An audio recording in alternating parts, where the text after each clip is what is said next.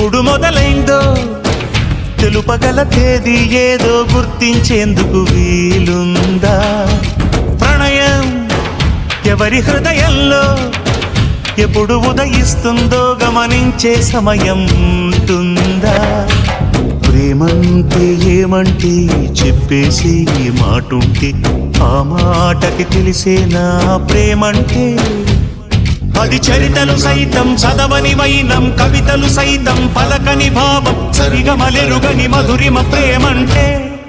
దరిదాటి ఉరకలు వేసే ఏ నదికైనా తెలిసిందా తనలో ఈ ఉరవడి పెంచిన తొలిచినకేదంటే?